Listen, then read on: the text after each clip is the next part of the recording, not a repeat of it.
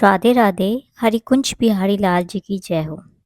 इस साल कामिका एकादशी का व्रत 31 जुलाई को रखा जा रहा है। कामिका एकादशी के व्रत के एक दिन पहले संकल्प लेते हैं और फिर इस दिन व्रत की कथा पढ़ी जाती है। कहते हैं कि कथा के सुनने मात्र से ही पुण्य फल मिलता है। ऐसा कहा जाता है कि सूर्य ग्रहण और चंद्र ग्रहण में केदार और कुरुक्षेत्र में स्नान करने से जो पुण्य मिलता है, वही पुण्य कामिका एकादशी पर भगवान शिव की पूजा करने तथा कथा करने से मिल जाता है।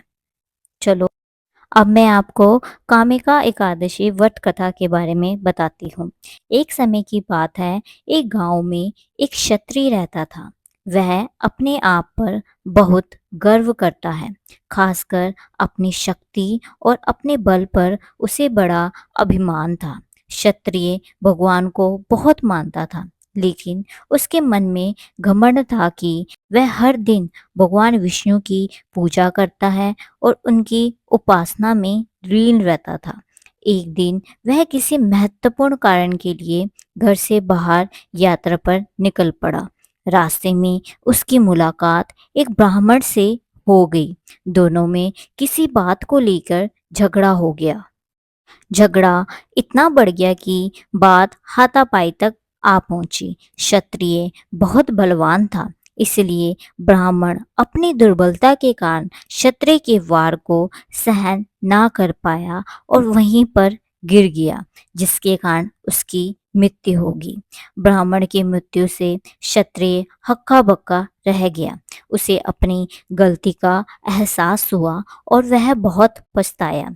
ये पूरी बात गांव में आग की तरह फैल गई। क्षत्रिय युवक ने गांव वालों से क्षमा याचना की और ब्राह्मण का अंतिम संस्कार खुद करने का वचन दिया।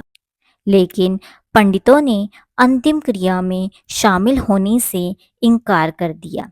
तब उसने जानी पंडितों से अपने पाप को जानना चाहा, तो पंडितों ने उसे बताया कि उसे ब्रह्म हत्या का दोष लग चुका है, इसलिए हम अंतिम क्रिया के ब्राह्मण भोज में आपके घर भोजन नहीं कर सकते। यह सुनकर क्षत्रिय ने ब्रह्म हत्या दोष के से बचने का उनसे उपाय पूछा।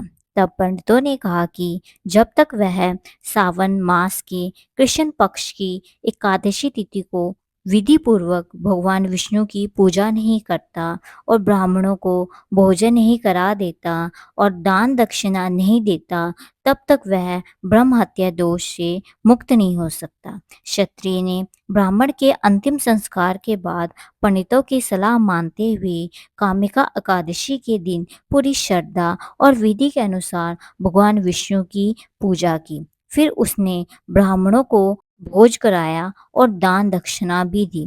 इस तरह भगवान विष्णु की कृपा से वह क्षत्रिय ब्रह्म हत्या दोष से मुक्त हुआ। मान्यता है कि जो व्यक्ति कामिका एकादशी रखता है और उसकी व्रत कथा को सुनता है, भगवान उसे सभी पापों से मुक्ति दिलाते हैं। इस प्रकार कामिका एकादशी व्रत कथा यहीं पर ही समाप्त होती है। अगर आपको हमारी वीडियो और हमारे चैनल में जो कंटेंट है वो पसंद आते हैं, तो प्लीज़ आप हमारे वीडियो को लाइक कीजिए, शेयर कीजिए और चैनल को ज़रूर सब्सक्राइब कीजिए। कमेंट में राधे राधे ज़रूर लिखिए।